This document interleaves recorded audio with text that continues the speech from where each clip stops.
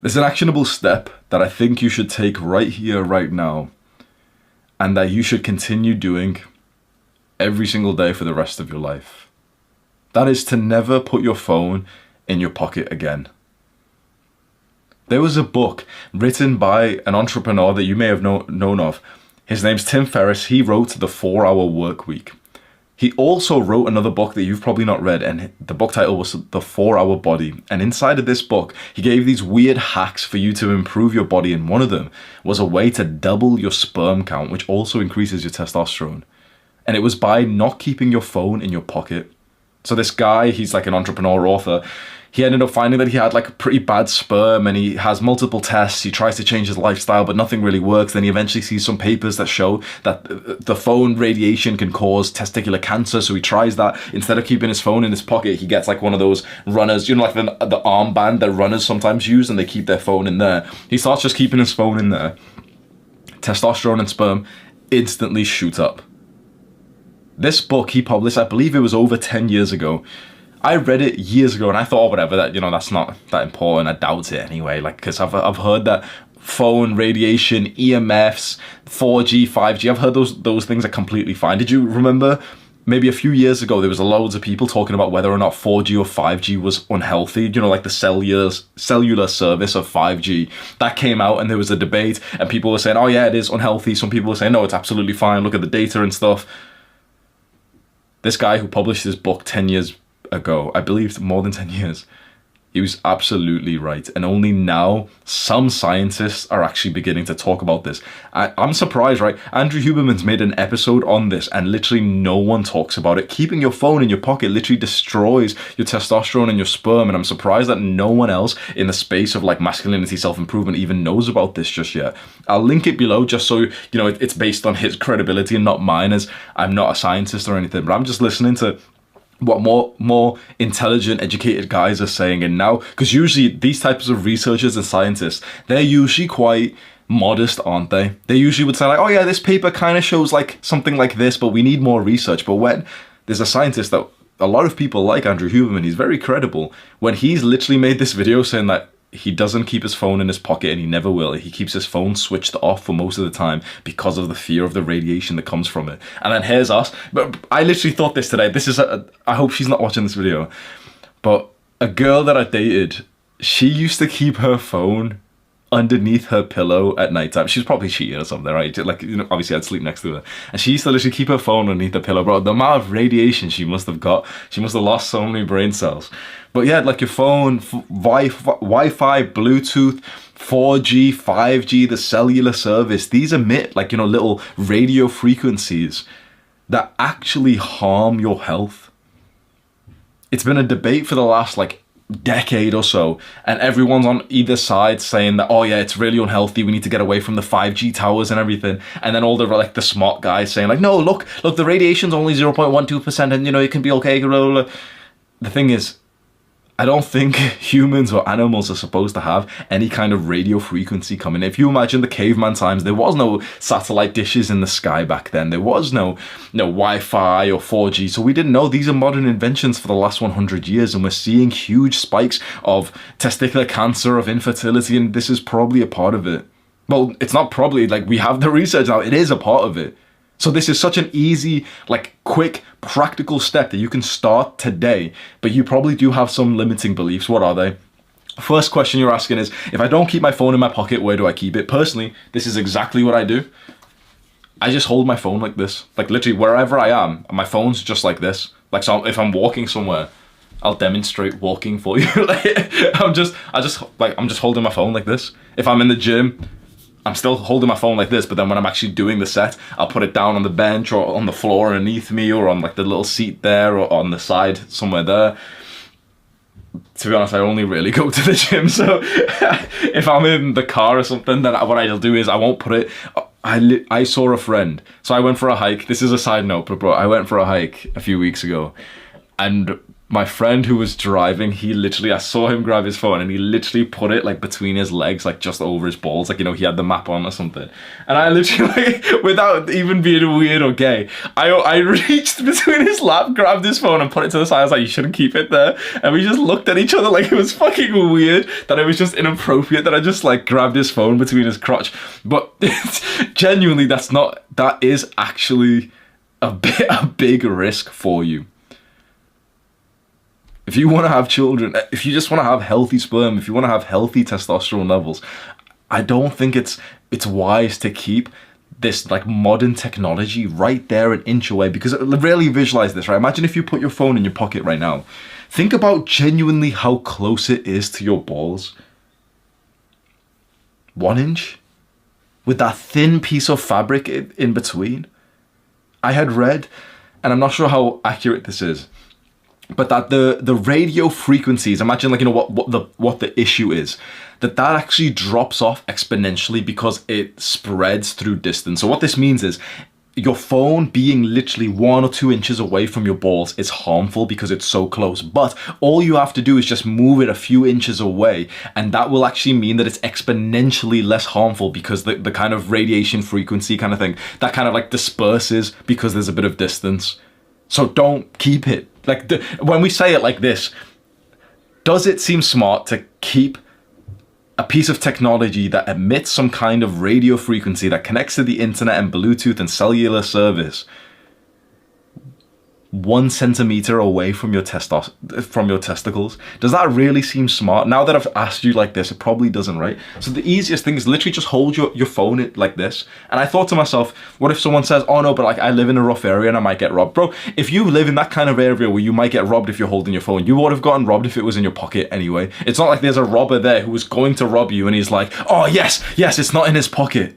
Because if it was in his pocket, I wouldn't have. And then, you know, he sees you just like put it in and he's like, oh man, oh, I've got to go find another guy now who doesn't have his phone in his pocket. Like, if you live in that kind of place where like you're seen as a target because you're holding your phone, you'll probably get robbed if it was in your pocket too. And if anything, bro, if you're holding it, it's probably harder to steal. Like at that point, it's like, okay, this is a weird example we dive in deep to, but at that point you'd actually get like full on like assaulted, robbed, for them to snatch it from your fingers. But if you're holding your phone, it's probably harder for someone to take it from your hand than it is for someone to take it from your pocket. Pickpocketers are very common in a lot of countries. For someone to take it from your hand when you've already got like a grip on it, that's like a full-on confrontation where he's pulling it, you're pulling it. At that point, it's like, it's a PvP-enabled society you're living in, and you've got less worries than like, oh man, it might be logistically easier for them to take my phone off me if I'm holding it and I've got a weak hand grip. The second thing then you might say is, well,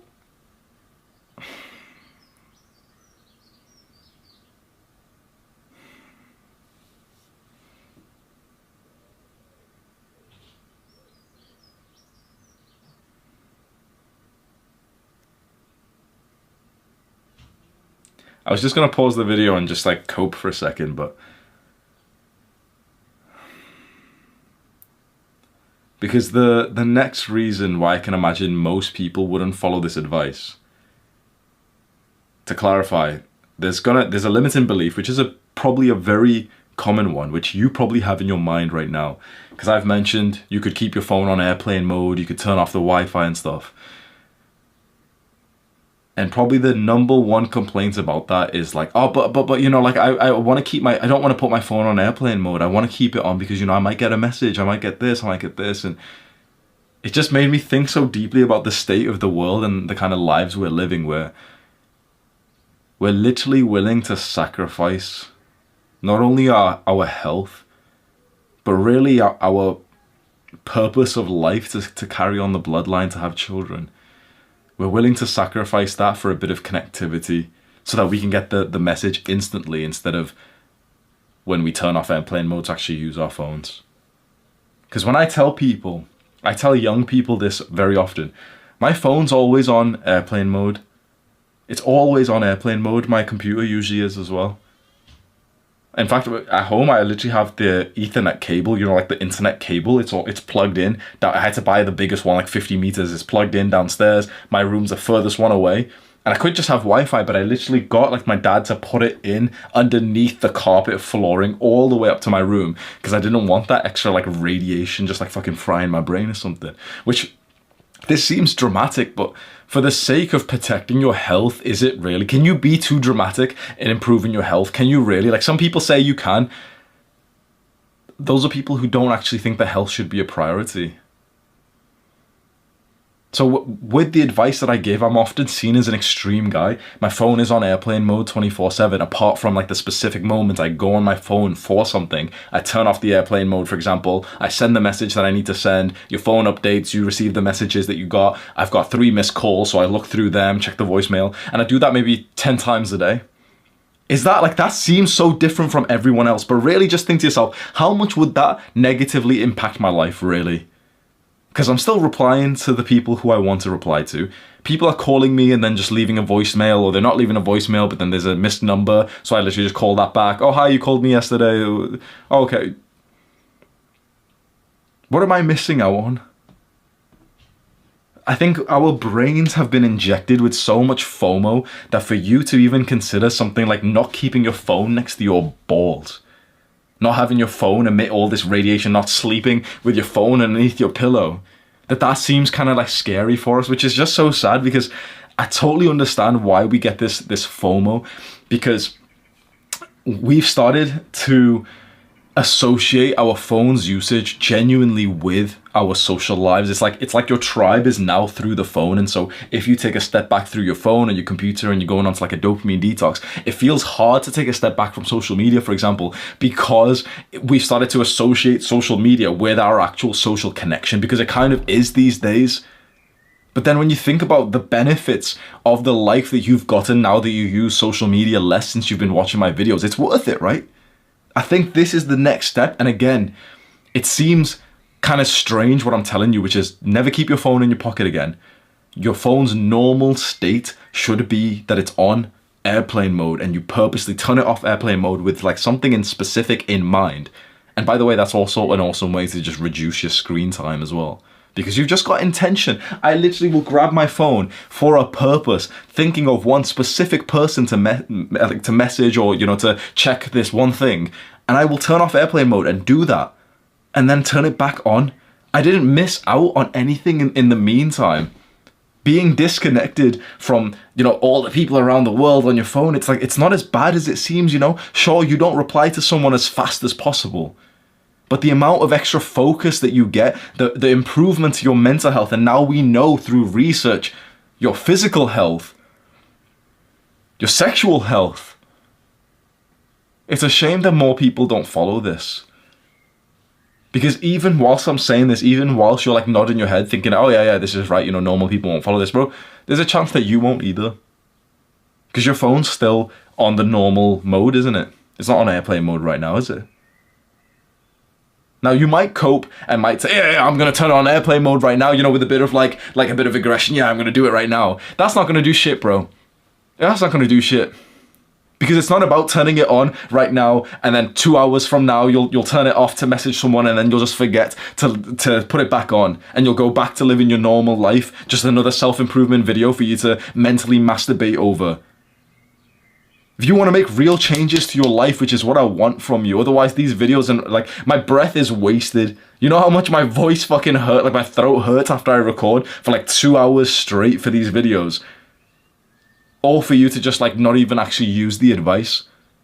So I'm not saying with a level of bravado and confidence, put your phone on airplane mode right now and be like, yeah, I'm taking action right now. But I want you to just sit and think deeply to yourself. Do you want to live the life of modern normal people?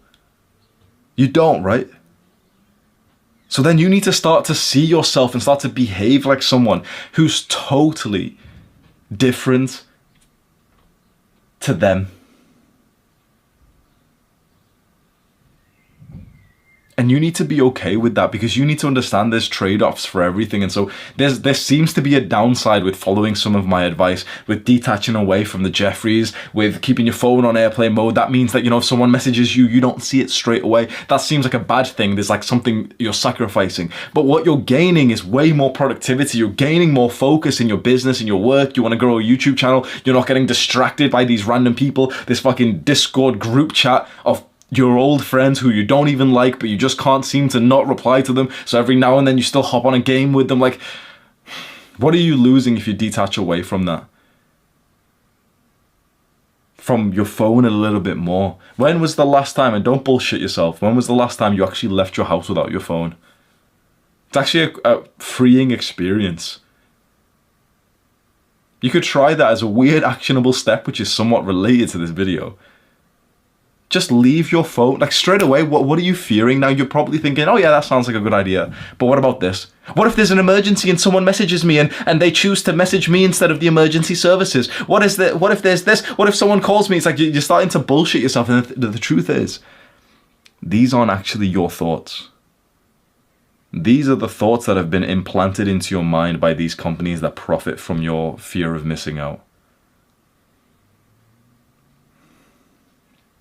That could be an interesting actionable step for the real 1%ers amongst us who actually take action. Keep your phone inside, take your house key, and just go for a walk with nothing to distract you, nothing to strip your presence away. No earphones. Oh yeah, but I'm just going to listen to an audiobook. Like, just be present with one thing at once, man. And never, ever put your phone in your pocket again. It's not that hard to follow this rule. Literally, wherever you go, just hold your phone like this. That's it. Just hold it like this. It's not difficult. Or just keep it in like a backpack, or just get a purse at this point, bro.